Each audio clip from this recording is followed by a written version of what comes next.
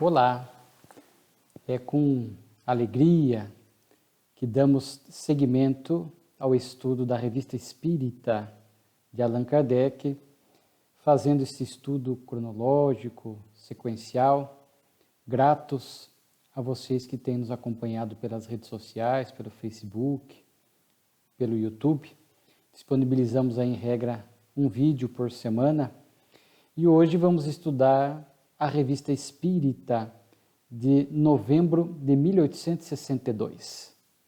São 11 artigos que compõem a revista e, como sempre, recheada de informações morais, doutrinárias, trazendo para nós valiosas reflexões do codificador, Allan Kardec, dos benfeitores espirituais.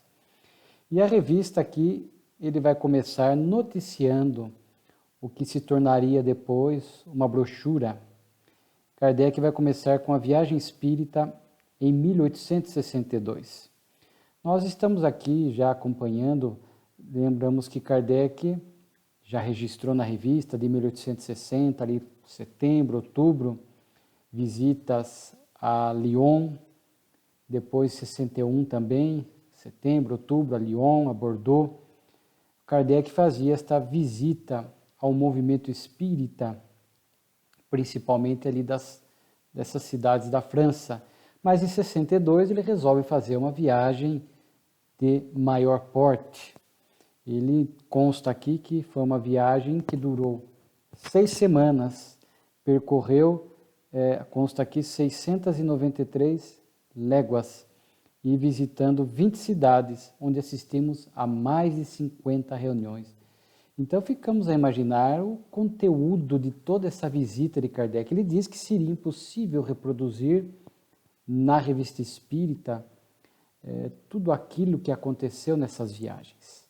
É uma viagem de fôlego, de dedicação, de amorosidade de Allan Kardec, que não mediu esforços para estar perto do movimento espírita ali na França, levando a sua palavra sempre inspirada, a sua coerência doutrinária. E aqui fica a nossa recomendação, porque, como não caberia na Revista Espírita, Kardec fez uma brochura.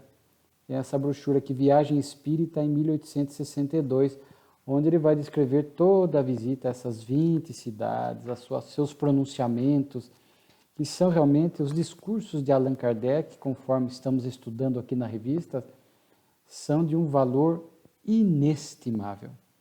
Então, essa brochura aqui merece ser lida e estudada, é como se fosse aqui um adendo, né, um complemento da Revista Espírita. Ele só não incluiu na revista porque não caberia, de forma que ele preferiu fazer uma brochura com todas as suas observações. Ele fala aqui, né, que visitou, inclusive, Morzine, nessa região da Saboia.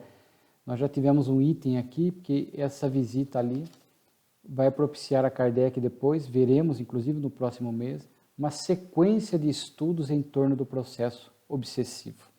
É muito interessante. E agora aqui nesse artigo da revista, merece, não vamos falar da Viagem Espírita de 62, porque é uma brochura à parte, né?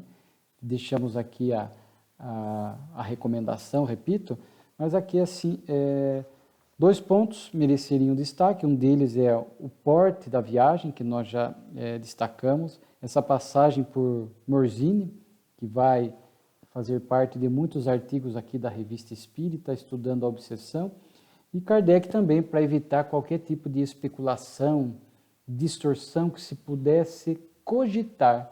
Ele já se antecipa e diz que os gastos com a viagem não vieram da receita da Sociedade Parisiense de Estudos Espíritos, que os gastos foram cobertos por ele próprio, diz ele, recursos pessoais e nossas economias, acrescidas do produto de nossas obras, sem o que ser-nos impossível enfrentar todos os encargos consequentes. Então, as viagens de Kardec, todo o custo que Kardec tinha com a codificação, ele usava o dinheiro pessoal acrescido das suas economias e das rendas que ele tinha de uma porcentagem das suas obras que vendiam. Então ele usava tudo isso em prol da divulgação do Espiritismo, jamais se apropriando para benefício pessoal. E ele diz aqui, digo isto sem vaidade, mas unicamente em homenagem à verdade. Então vejamos a percepção de Kardec para que se evitasse. Ele foi acusado, né?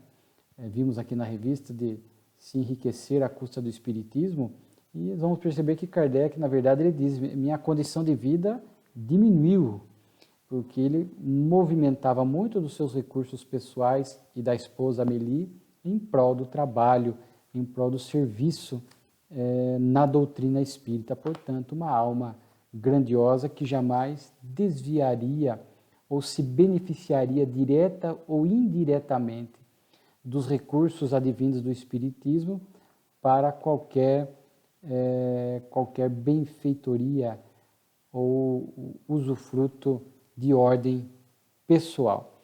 Depois nós temos o artigo aos nossos correspondentes. Kardec, até por conta dessa viagem de grande porte, de 1 mês e meio, ele vai justificar que as cartas se acumularam. Nós já vimos aqui ao longo da Revista Espírita, e a revista nos propicia isso, esse olhar a respeito das inúmeras tarefas abraçadas pelo codificador. E uma delas, as cartas, que ele chegava a receber 2.000, 3.000 cartas por ano, e no final da sua tarefa, alguns chegam a dizer de 6.000 a 8.000 cartas ano. E ele de início a sós, depois ele terá alguns secretários que o ajudariam a redigir cartas, a responder, ele fazia um rascunho, esses secretários passavam a limpo, ajudavam a fazer a triagem das cartas, mas grande parte a sós e muitas vezes com um único secretário, o que impossibilitava dar conta de tudo. Então ele faz aqui, já dissemos, são nesses detalhes que nós percebemos a qualidade moral de Kardec. Como disse Jesus, reconhece-se a árvore pelo fruto. Então vemos a preocupação de Kardec em fazer uma prestação de contas àqueles que escreviam a ele em busca de orientação, de consolo ou de agradecimento. E ele diz que não poderia dar conta de tudo. E ele diz que essas cartas, para ele, são valiosas, têm realmente tem um valor sim, sentimental e doutrinário para ele. Tanto ele diz que são preciosos arquivos para o Espiritismo. E aí, faço um gancho para a nossa atualidade. Como este vídeo fica gravado para o futuro, estamos no mês de novembro de 2021. Estamos vivendo no movimento espírita nos últimos anos, 2, 3, talvez 4 anos, algo muito interessante. Este acervo que Kardec fala, esses documentos preciosos, essas cartas, muitas estão vindo à tona agora, nesses últimos anos.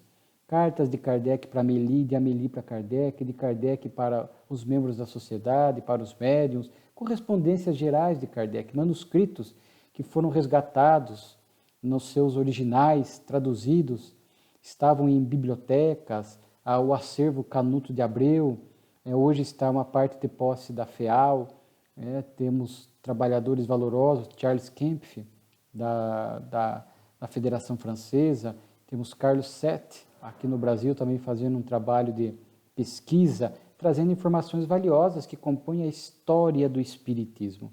No mês passado, da revista, outubro, vimos Kardec falando da importância desses registros dos pioneiros da doutrina, desses trabalhos. E essas cartas têm permitido nós conhecermos um pouco mais dessas pessoas que colaboraram direta ou indiretamente com Kardec.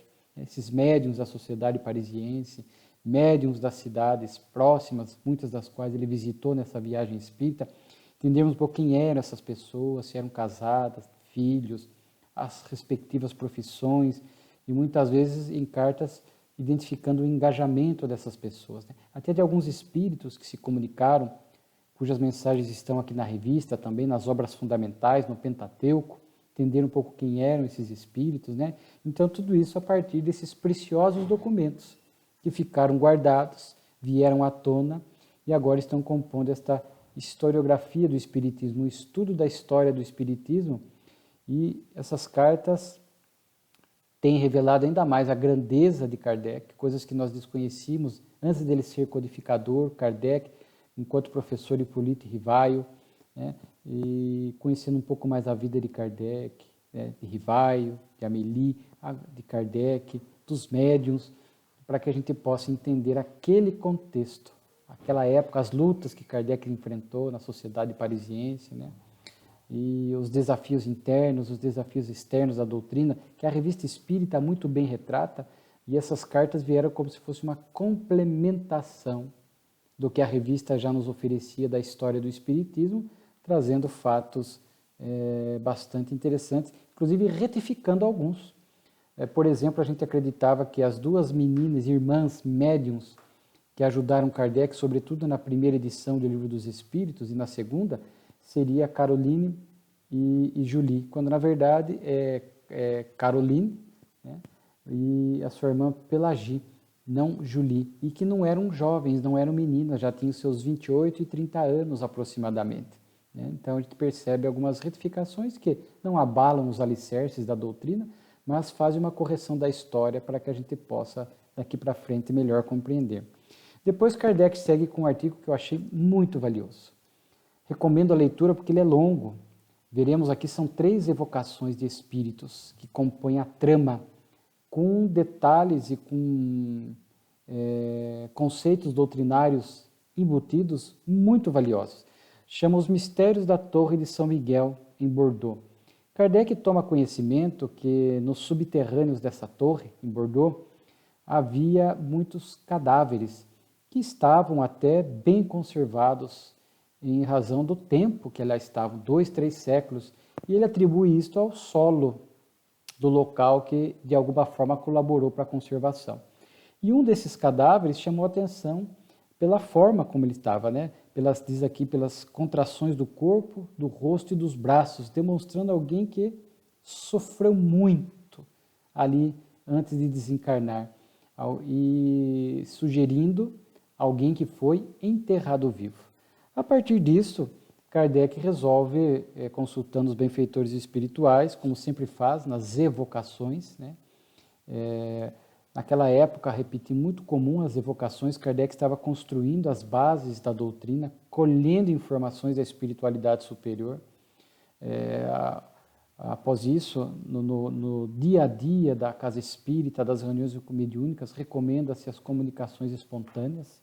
Isso o próprio Kardec fala em O Livro dos Médiuns, o que não impede que em situações muito pontuais e excepcionais possa haver uma evocação, mas com todos esses cuidados que Kardec adotava, de consultar a equipe espiritual, se é possível, se será útil, terá algum valor. Kardec consulta, isso na verdade, isso aconteceu lá na Sociedade Espírita de Bordeaux, então os médiuns de lá, os dirigentes de lá, consultam sobre a possibilidade de evocar, porque eles adotavam a metodologia de Kardec, insuperável, e é feita a evocação, então, desse que aparentemente foi enterrado vivo, Guillaume Remon, ou Remonet, conforme a pronúncia francesa, né?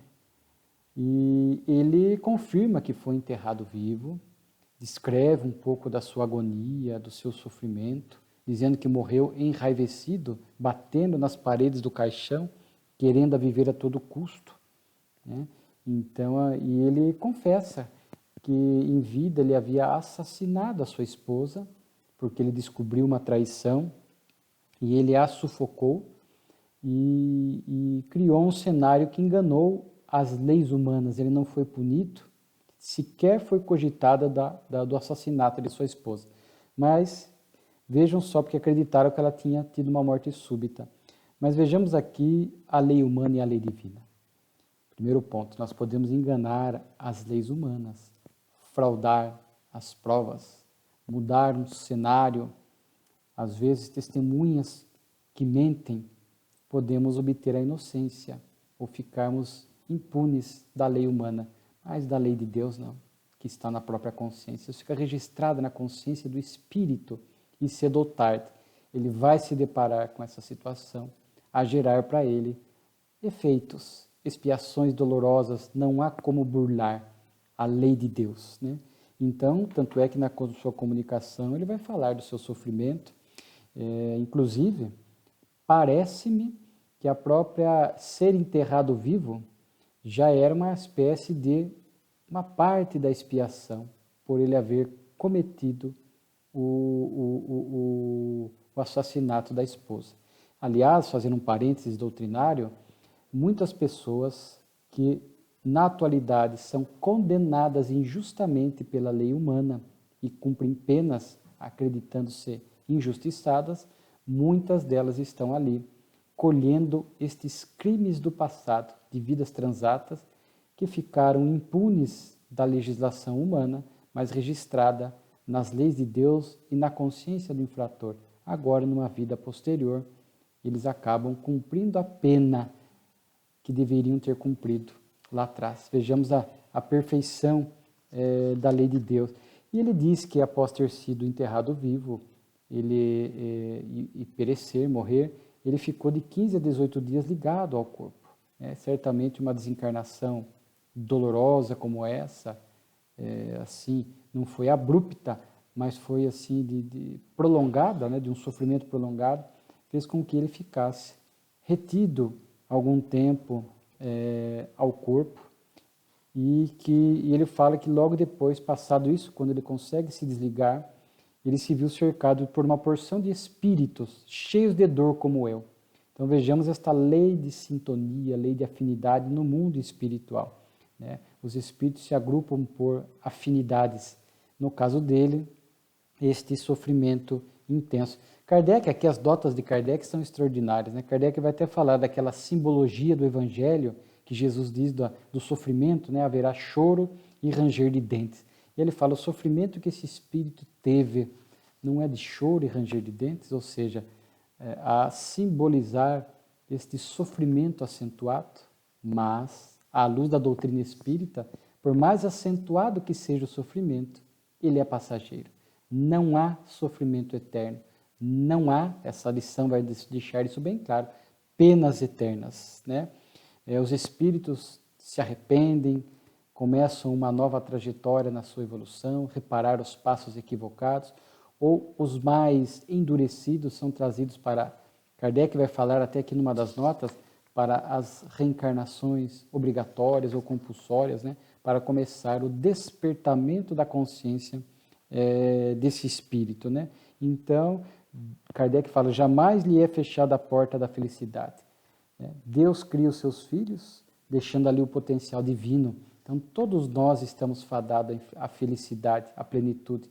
Se esse caminho vai ser mais tortuoso, mais simples, com menos dor, mais demorado ou menos demorado, aí é conosco, através do livre-arbítrio, né? Mas Kardec faz um raciocínio interessante, fazendo um contraponto às penas eternas. Deus é criador e presciente, sabe do futuro. Como é que ele criaria um espírito, sabendo de antemão que esse espírito faliria moralmente e sofreria eternamente no inferno? Olha só essa questão complexa e filosófica que Kardec traz. Deus sabe do futuro. Ao criar uma alma, ele sabe que aquela alma, adotando as penas eternas, que ela faliria e que ela iria sofrer eternamente no inferno. Então, que pai é este que cria mesmo sabendo disso? Se fosse verdade, se ele fosse presciente e justo, não criaria, então, né? Por isso que é um dos pontos que nós colocamos em xeque, a questão das penas eternas, que é inconciliável com o amor de Deus. Agora, à luz da doutrina espírita, o sofrimento é temporário. Então, Deus, ao criar um espírito, sabe do caminho mais tortuoso que ele passará? Sabe. Por que cria? Porque sabe que este caminho tortuoso, para ele será necessário, pelas escolhas equivocadas que fará, e que é transitório, que esse espírito chegará na plenitude, né? E é interessante que esse espírito, nós aprendemos muito com os relatos dos espíritos, né, mesmo em sofrimento, e ele fala, né, que agora, arrependido no mundo espiritual, ele sente-se feliz por dar um testemunho, né, a fim de premunir os irmãos contra as paixões que poderiam arrastá-los como a mim. Porque no caso dele foi o ciúme da esposa, né, a descoberta da traição e depois a prática do assassinato. Então, a gente fica imaginando que alerta quantas as paixões que é estudado em O Livro dos Espíritos. Ali Kardec diz que as paixões são, em regra, as nossas emoções e as nossas necessidades. portanto são naturais na vida. O problema é quando as paixões passam a nos controlar, elas passam a ser desmedidas, descontroladas, desequilibradas, por exemplo, no campo das emoções. São emoções naturais no nosso atual estágio de evolução, a tristeza, a raiva, né? E temos as emoções alegria, são as emoções básicas, muitas vezes, né? E outras. Mas enquanto estão sob controle, faz parte da vida. Até a tristeza. Nos acontecem coisas que nós nos entristecemos, mas depois nos reabilitamos e seguimos e tal. Não permitimos que isso vire uma depressão crônica a afetar profundamente a nossa vida. A raiva, às vezes, no nosso estágio de evolução. Acontece algo inesperado, imprevisto, amargo, alguém faz algo contra nós, a emoção, raiva. Mas o que eu vou fazer com a raiva, se eu vou acalentar ela, se eu vou alimentá-la a fim de virar ódio, vingança, é outra coisa. Mas às vezes a primeira emoção, raiva, ela é possível. Mas daí eu vou digeri-la, não vou deixar que ela me controle. Eu vou ter o controle sobre ela, vou diluindo. Isso se chama na psicologia o modular as emoções, o controle das paixões e as necessidades da mesma forma. Existem necessidades que são naturais, alimentar-se, mas quando me alimento em excesso, eu afeto a minha saúde, por exemplo, né? Então ele faz um alerta para que tomemos cuidado para que as paixões desgovernadas não acabem afetando a nossa vida. No caso dele, afetou. Quantas vezes as paixões exacerbadas, doentias, geram problemas de saúde, somatizações. No trânsito, eu recebo uma fechada no trânsito, aí vem a emoção raiva, e eu me descontrolo, não consigo modular, equilibrar, não estou acostumado, não me empenho nessa área, aí vem o descontrole, aí eu saio do carro, vou querer brigar com o outro, às vezes o outro está com arma, eu estou com arma, e acaba gerando esses crimes no trânsito, como muitas vezes nós vimos, por conta de uma paixão desgovernada, que não fazia parte do nosso planejamento reencarnatório. Jamais ferir alguém, matar alguém, e compromete todo o andamento da nossa reencarnação, né? Então, vejamos, né? Somos provocados, e de repente vem um descontrole emocional, a gente reage, e de repente nos colocamos em situações em que somos, às vezes até, vitimados, um crime, que muitas vezes não precisaria acontecer daquela forma, naquele período. Lembro-me de uma história que está numa obra do Divaldo, se eu não me falha a memória, nas fronteiras, eu não me lembro se é nas fronteiras da loucura, ou uma outra obra, mas é aquela que descreve um período carnavalesco em que os espíritos montam uma equipe de socorro, um local de socorro. E uma desencarnação que acontece é dessa. Estava ali um pai, a esposa e a filha no carnaval, na festa. Passam 2 ou 3 pessoas, mexem com a filha e com a esposa. Ele se descontrola. Ao invés de ir embora, se distanciar do local, há o bate-boca, há uma briga e ele vem a morrer ali, na luta. Um deles estava armado. E aí o benfeitor fala, ele fazia parte da possibilidade dele desencarnar dessa forma, trazia esse gênero de morte violenta, poderia ser um homicídio, um acidente de carro, ou outra forma mais violenta de morte, mas não precisava ser agora, estava no período dele, mas se ele tivesse sido cuidadoso aqui, ele poderia ganhar uma sobrevida um pouco maior. Chegou o período, não tem dia e hora para desencarnar. Então, às vezes, por nossas paixões, pelo nosso descontrole, escolhas equivocadas, a gente tem um período largo. Às vezes, o período é 1 ano, 2 anos, 3 anos, conforme o planejamento reencarnatório, de forma que ele diz, este pai poderia viver um pouco mais. Ele morreria mais à frente, né? Mas ele poderia viver um pouco mais e desfrutar um pouco mais da sua família.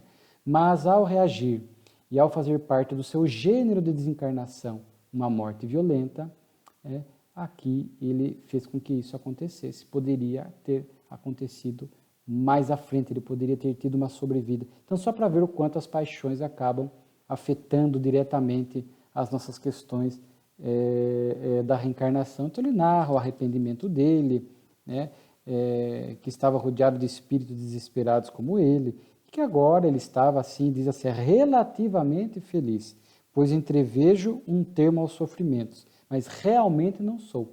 Ou seja, Ele ainda sabia das dores que ele teria que passar, das expiações, dos caminhos difíceis, mas ele estava feliz porque ele pôs um termo ao sofrimento dele. Quando o espírito se arrepende, muda o cenário, muda a vibração, ele é acolhido, levado para outras regiões, então há um alívio imenso do sofrimento. Ele sai de uma região de intenso sofrimento para uma região melhor, onde ele vai ser acolhido, cuidado, orientado, mas intimamente ele não estava feliz, porque após o erro, diz Kardec, né, arrependimento, expiação e reparação. Então, somente após esses 3 itens é que daí o espírito pode construir essa felicidade dentro dele após estar em paz com a consciência, né, que se dá efetivamente com a reparação, né?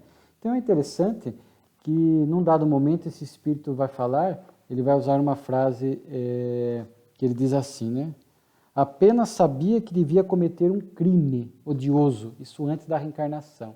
E aí o espírito guia, São João Batista, que está registrado, fala que a expressão não está correta, porque ninguém vem para cometer um crime, mas ele trazia a tentação. Ele saberia que enfrentaria esta fraqueza moral, né? Porque há espíritos que trazem tendências criminosas, são espíritos que até pouco tempo cometiam crimes, matavam, espoliavam, roubavam, estupravam, né? De forma que ainda trazem este homem velho muito intenso. E quando vem para a reencarnação, sabe da possibilidade de, conforme as circunstâncias que estão vivendo, de falir, né? Não vem pré-determinado, porque temos o livre-arbítrio, diz Kardec, né? Mas o espírito sabe que enfrentará esta fraqueza, esta tentação, mas ele vem com o intuito de vencer. Se vai ou não, vai depender das suas escolhas. Então ele trazia uma tendência, porque ninguém pratica um homicídio se não trouxer essa fraqueza moral. Um espírito equilibrado, um espírito mais virtuoso, pode enfrentar a situação que for. Se ele já superou essas tendências primárias, ele não vai matar alguém. Ele pode se perturbar de outra forma, mas tirar a vida de alguém é algo muito grave, ainda para almas muito primitivas, mais atrasadas. Então, esse espírito que ainda trazia essas tendências, ele sabia dessa fraqueza que diz aqui que ele enfrentaria desgostos e desafios domésticos, que é comum aqui na Terra enfrentarmos os desafios domésticos, né? E como vamos agir diante disso? As paixões vão nos dominar, vão nos cegar e fazer com que entremos em sintonia com espíritos que vão explorar essas paixões descontroladas, a fim de que as nossas ações sejam perturbadas, desequilibradas, a gerar sofrimento. Ou se nós vamos conseguir modular, equilibrar as emoções e, apesar dos desafios da vida domésticos, apesar do sofrimento que há, nós vamos tentar manter um relativo equilíbrio sem ferir ninguém, sem se vingar, sem matar alguém, né? Podemos, às vezes, nos desequilibrar, chorar, nos perturbar e, logo mais, nos reajustarmos. Mas praticar algo grave, como tirar a vida de alguém, demonstra ainda uma certa tendência do espírito. É isso que tem espíritos que trazem tendência ao suicídio, já se mataram outras vezes, tentaram fugir da vida outras vezes, trazem a tendência, sabem que, diante de um obstáculo, poderão tentar novamente essa prática contra a própria vida. Então, sabe dessa tendência, dessa fraqueza. Então, é uma possibilidade. Se vão ou não, é o livre-arbítrio, né? Então, Kardec faz essa observação. E a lição fica muito rica, vejamos, aqui o tempo avança, com a permissão da espiritualidade, é evocada a sua esposa, que foi assassinada, né? A senhora Remone. Interessante que ela já estava encarnada, estava numa fase infantil com 11 anos de idade, mas o benfeitor disse que era possível evocá-la porque no momento ela estava cochilando, dormindo, ou seja, o corpo não estava em vigília, o que permitiu o espírito se desligar temporariamente para atender a esta evocação.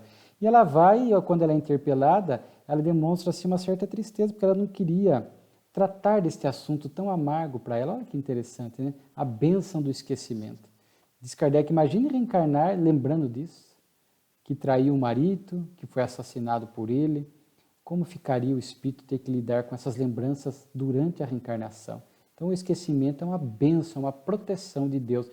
Evocada durante o desligamento momentâneo do corpo, ela já se ficou profundamente aborrecida e não queria falar muito sobre o assunto.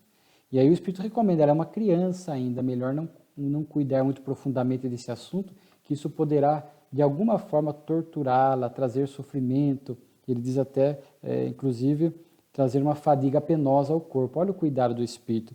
De forma que a conversa com ela vai num tom um pouco mais suave, mas, inclusive, Kardec pergunta o que aconteceria se ela e o marido, né, que a matou, se reencontrassem nesta atual reencarnação.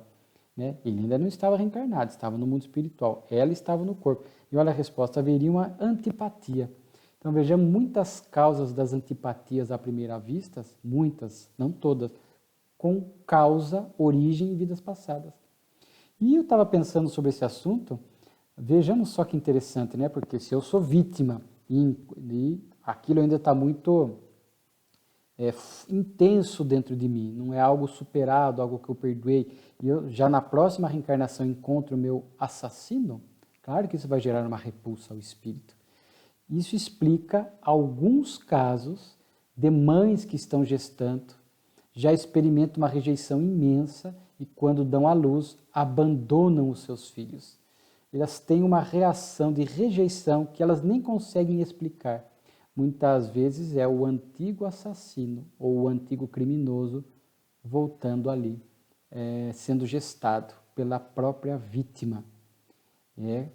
Ela deveria enfrentar e levar adiante e acolher este filho, até como uma possibilidade de reconciliação e refazimento da situação, mas livre-arbítrio. O espírito às vezes não consegue, às vezes aquilo é muito forte dentro dele e ele acaba abandonando. Então, como é que uma mãe pode abandonar um filho logo após a gestação? Como é que é um impulso antinatural?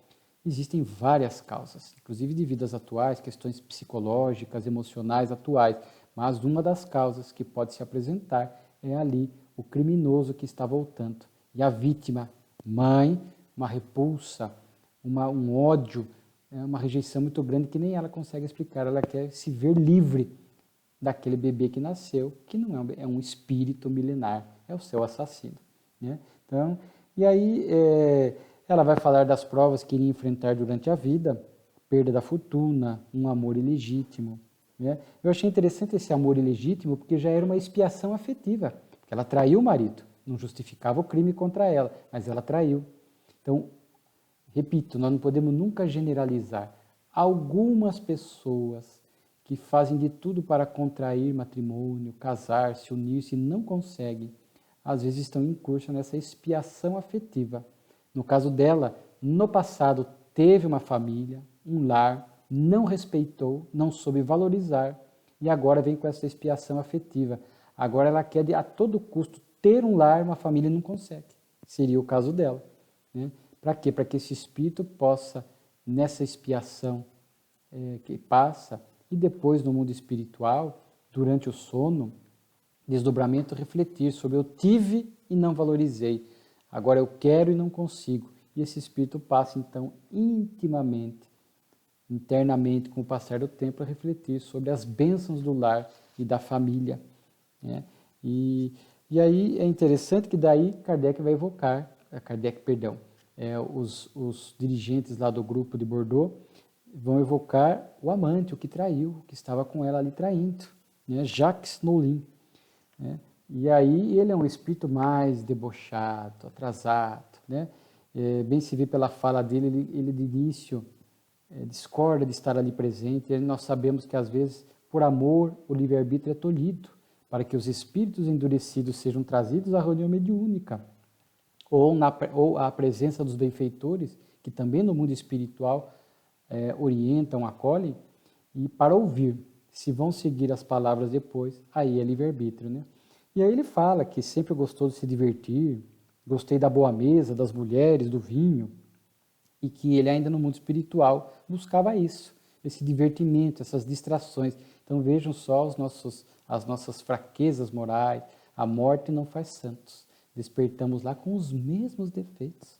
Esse é um espírito que provavelmente ficava obsediando encarnados com hábitos equivalentes, lei de sintonia, né, para poder, já que não tem o corpo físico, valer-se do corpo físico do encarnado para sentir a sensação de um bom vinho, de uma boa mesa, do sexo desregrado.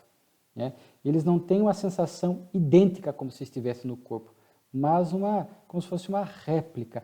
Como aquela pessoa que, não podendo fumar, sente a fumaça, que o cheiro do cigarro, a fumaça do cigarro, de alguma forma já a satisfaz. É como se o espírito recebesse essas baforadas, a fumaça do cigarro. Ele não está fumando, mas ele tem uma sensação limitada, né? É o que acontece com os espíritos quando estão vinculados aos encarnados, que estão dando vazão às paixões, aos prazeres, com o processo obsessivo em curso, né? Então, esses espíritos registram dessa forma mais primária, dessa forma mais limitada, as sensações que tinha durante a reencarnação. Mas aí Kardec faz a nota das encarnações obrigatórias, porque é um espírito que não revelava arrependimento, né? Mas ele vai ser aqui bem orientado, né? Ele vai ser orientado pelo dirigente, que vai orar, vai falar para ele das leis de Deus, da lei do progresso, da reencarnação. E esse espírito começa a refletir. E ele sai e é evocado 6 dias depois e já apresenta uma melhora, né? O guia do grupo diz que ele orou e a luz se fez para a sua alma. E agora ele está verdadeiramente arrependido. E ele próprio volta, então, 6 dias depois, para dizer que ele reconhece que era infeliz, que estava equivocado, que ele vai fazer esforços para vencer a preguiça. Ele se reconhecia um espírito muito preguiçoso, né? E aí ele acaba dando agora um novo curso para a sua caminhada evolutiva. Então, as bênçãos do arrependimento. Eu me lembrei das parábolas dos perdidos do Evangelho, né? Da dracma, da ovelha e do filho pródigo. Que a lição que fica é a importância do arrependimento. Deus nunca fecha as portas para os seus filhos, né? Que há mais festa no céu quando uma ovelha é encontrada, uma dracma é encontrada, um filho arrependido é acolhido, reintegrado, do que quando um justo entra no reino dos céus. Aqui é a simbologia do valor que há do arrependimento, quando o espírito começa a mudar os seus passos com o sincero arrependimento, né? Então, eu lembrei-me dessas 3 parábolas. E aí Kardec encerra com uma nota extraordinária, primeiro falando da veracidade das informações trazidas pelos 3 espíritos, que eram verossímeis, né? Que foi confirmada na Sociedade de Paris, inclusive pelos guias, e que ele fala como a história desses 2 espíritos, do Remone, né, do senhor Remone e do Nolin, que estavam no mundo espiritual, mudou a vida deles após esse contato com a espiritualidade superior. Então a gente fica imaginando as bênçãos da reunião mediúnica, né? Quantas benesses numa reunião mediúnica, ou no atendimento que os espíritos fazem diretamente, porque nós sabemos que há esta ação direta dos benfeitores também, não é só nas reuniões mediúnicas, como fazia antes de haver espiritismo, casa espírita, reunião mediúnica. Então, eles tinham os seus métodos, têm os seus métodos para esta ação direta de socorro, mas também contam, é um trabalho, é um aprendizado para nós, é mais para os encarnados do que para os desencarnados, né? E nós, médiuns, nós que estamos ali na reunião mediúnica, aprendemos e podemos colaborar, porque a lei de Deus é de cooperação, é para nós também encarnados uma oportunidade de trabalho com as coisas divinas, de acolher esses espíritos em sofrimento e orientá-los e oferecer o nosso verdadeiro sentimento, a nossa boa vibração para as suas recuperações, né? Então é uma história muito interessante, né? Depois tem aqui o remédio dado pelos espíritos. Hermance Dufault recebe de um espírito uma receita, uma pomada, um unguento, né, que ajudou a cicatrizar suas chagas e feridas, que não encontrava tratamento por nenhuma medicação convencional. E esta pomada foi usada por outras pessoas que estavam também com problemas graves, né, e foram curados, né? Então Kardec noticia. Aí quando nós vamos no livro dos médiuns, se não me falha a memória, os médiuns especiais, Kardec vai falar, porque não é um médium de cura, é um médium que recebe, receitista, né? Que às vezes recebe da espiritualidade a medicação, como Chico recebia homeopatia do Dr. Bezerra, Divaldo Franco recebia homeopatia, né? Nesse caso eles estavam sendo médiuns receitistas, né? Então Kardec noticia isso na Revista Espírita Depois temos poesias espíritas, Meu Testamento, fábulas e poesias diversas, né? O monólogo do Burrico. Né? Kardec vai noticiar aqui uma carta, não que ele recebeu, uma carta do senhor Joubert ao senhor Sabot, né? Dizendo-se feliz por ter sido acolhido por aquele, pelo senhor Sabot, lá na Sociedade Espírita do senhor Sabot, em Bordeaux. Kardec publica, né? E depois vai finalizar com as dissertações espíritas, as comunicações espirituais, como vem acontecendo já algumas revistas espíritas, não é regra, mas muitas vezes Kardec vinha até encerrando as revistas com essas comunicações. Né? Nós temos aqui uma sobre o duelo, né? Não é a mesma que está em O Evangelho segundo o Espiritismo, no capítulo 12, Amai vossos inimigos, mas são lições similares. Talvez esta comunicação tenha inspirado o tema a Kardec, que depois o coloca lá em O Evangelho segundo o Espiritismo, inclusive com algumas comunicações espirituais. Aliás, é interessante notarmos que quando Kardec encerra a comunicação aqui, essa comunicação que era do pai do médium, a nota de Kardec sobre o duelo é a mesma nota inserida em O Evangelho segundo o Espiritismo. Tá? Então vemos aqui a Revista Espírita colaborando para a construção das obras básicas, das obras fundamentais. Então a nota de Kardec, ele dizendo que os duelos são cada vez mais raros, né? Que antigamente as pessoas viam duelo, viam pessoas caídas, mortas, aquilo era até comum, não causava nenhuma repulsa, mas na atualidade uma pessoa morta já comove mais as pessoas, que houve um melhoramento, um progresso, né, dos costumes, e o Espiritismo vem ajudar a apagar, diz ele, esses últimos vestígios de barbárie. Hoje praticamente está extinto este duelo, como forma nós vemos nos filmes, né, onde a pessoa tinha sua honra ferida, o orgulho ferido, chamava o outro para um duelo e sacavam as armas e o mais hábil vencia, matava o outro. Para as leis humanas na época, muitas aceitavam isso como algo comum, mas para a lei de Deus sempre foi e sempre será um homicídio. E diz ainda nas lições, acho que do Evangelho, se a pessoa que entra no duelo sabe que ela é mais fraca, que ela possivelmente vai morrer, não deixa de ser também, para as leis de Deus, um suicídio. Então, as consequências espirituais desse duelo clássico, e é isso que a mensagem aqui vai tratar, das consequências espirituais, das consequências humanas, realmente são nefastas, né?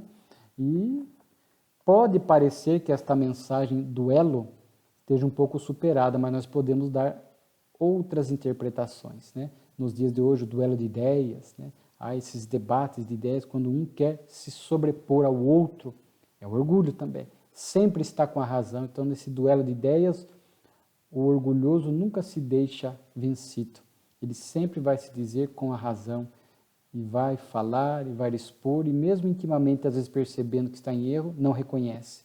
Então há um natural debate de ideias, mas quando um é mais descompensado moralmente, nesse duelo de ideias, ele não saberá ouvir, não saberá retificar o seu ponto de vista, reconhecendo que o outro tinha razão de todo ou em parte, vai insistir, não vai deixar o outro falar, né? Mas sempre saudável um debate de ideias equilibrado, onde ambos envolvidos estão ali com o intuito de aprendizado.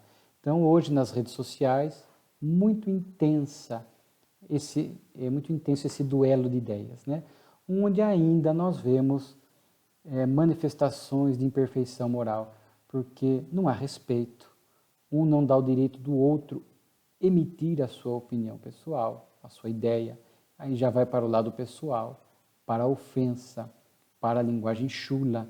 Então, quando nós estamos desequilibrados emocional e moralmente, naturalmente que o debate de ideias acaba virando um duelo. Quando um quer impor ao outro, quando um não respeita a opinião do outro, e aí o duelo de ideias acaba, nas redes sociais atuais, acaba derrapando para o chulo, para o grosseiro, para a difamação, né? Para as expressões descortês e etc. Então, nós espíritas, fica o convite para que a gente saiba respeitar a liberdade de consciência de cada um, lei de liberdade, cada um teria de pensar como lhe apraz. Nós temos que respeitar, eu posso discordar do conteúdo, mas dar o direito do outro pensar.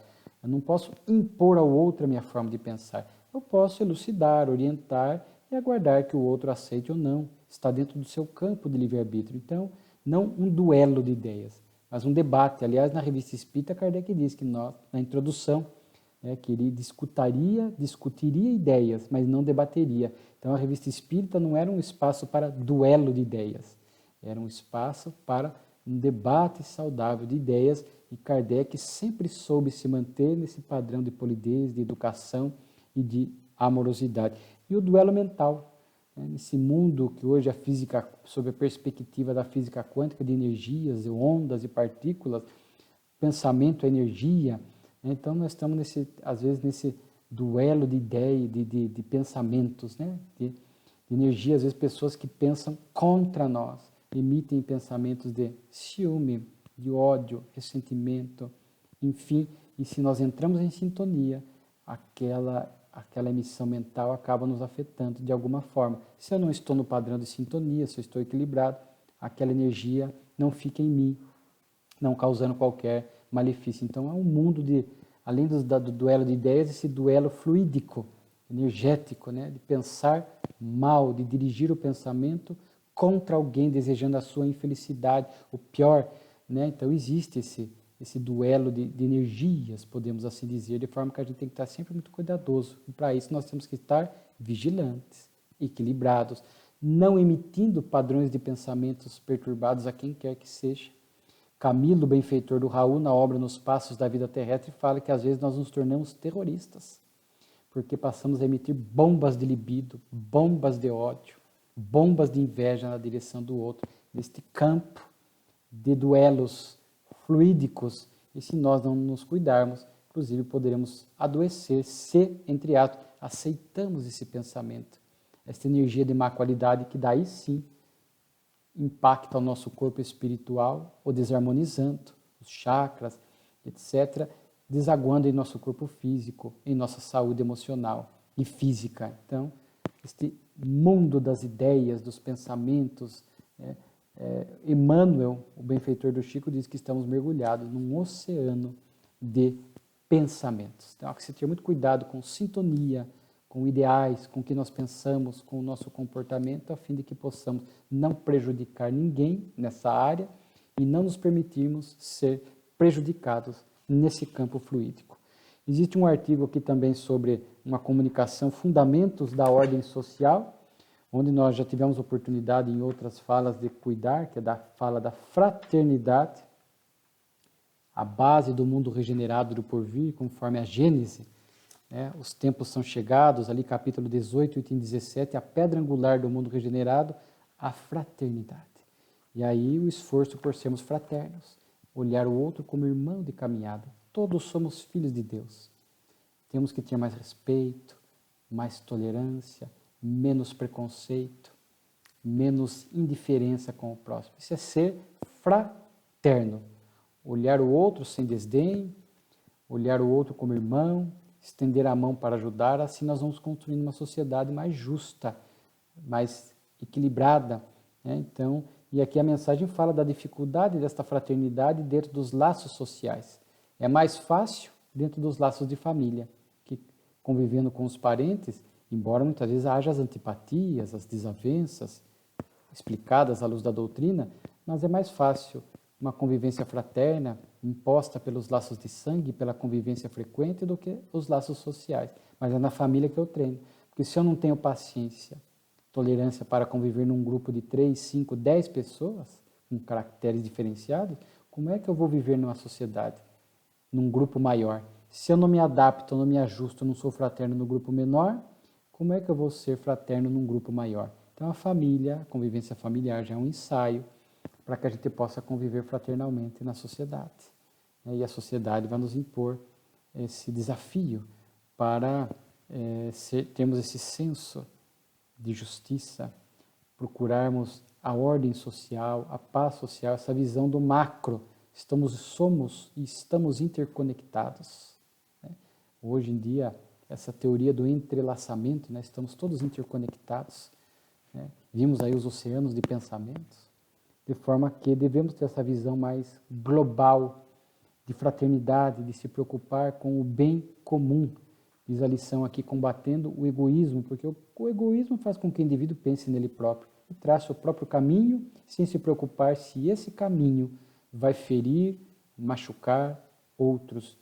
O homem equilibrado, o homem de bem, tem que se preocupar. Se o que eu vou fazer afeta outros, o vizinho, a sociedade. Então ele é preocupado com o bem-estar social e age em prol da comunidade, né? Ele age em prol do equilíbrio, faz o melhor que pode ali naquele meio social, profissional, religioso, etc., em que ele está inserido, né? Há uma mensagem aqui também chamada Aqui Jazem os Séculos de Luzes, uma alegoria sobre os 18 séculos que nós deixamos as lições de Jesus sepultadas, diz aqui, né? Sepultadas, esquecidas, distorcidas. E aí vem o Espiritismo abrir o caixão, ou seja, reviver o cristianismo, a moral cristã, as lições de Jesus, né? A fim de que nós pudéssemos entrar nesta era do espírito imortal e na construção deste mundo regenerado do porvir. Então, o Espiritismo veio, de fato, reviver as lições do Mestre, insuperáveis, mas que estavam, não para todos, mas para muitos, esquecidas, sepultadas, né? E, por fim, uma última, tem aqui a penúltima, o papel da Sociedade de Paris, o espírito, o Sr. Sanson, ou Sanson, que foi membro da sociedade, agora no mundo espiritual, vem fazer uma comunicação de gratidão, de agradecimento, de elogio à Sociedade Parisiense de Estudos Espíritas. E a última mensagem, longa, quem quiser leia, né, estude. A revista está acessível nas redes sociais, no site da Federação Espírita Brasileira ou no kardecpedia.com. A origem da linguagem, pelo espírito Erasto. Muito interessante, ele fala das fases da linguagem, o surgimento da linguagem, né, assim, fazendo uma referência histórica, né, como é que surgiu a diversidade de línguas. E, ao final, ele finaliza aqui falando da língua única do futuro, né, que muitos falam do Esperanto. Aqui ele fala, o que eu posso acrescentar é que a humanidade marcha para uma língua única, né, e, inclusive, essa linguagem única aqui ele fala nesse sentido das ideias, né, de um pensamento comum, de fraternidade, certamente no futuro, uma linguagem no sentido de um pensamento de ideias mais alinhadas com o Evangelho de Jesus, certamente, é a lei do progresso, né, e, quem sabe, literalmente falando, uma linguagem única, pela fraternidade, facilitando o diálogo entre os povos, né? Muito se fala do Esperanto, ainda muito aquém do Esperanto, mas talvez, né, trabalhado para um futuro, para um mundo regenerado mais adiante, a partir do momento que a gente se unifica a linguagem do pensamento, dos ideais, embasados na fraternidade, no bem comum, isso certamente vai facilitar para que tenhamos talvez uma linguagem comum, né, o Esperanto, que possibilite aí a comunicação verbal dos povos na Terra. Uma revista muito rica de lições, né? Nós agradecemos vocês que nos acompanharam, que possam seguir conosco, estudando a Revista Espírita de Kardec. E desejo a todos aí muita paz.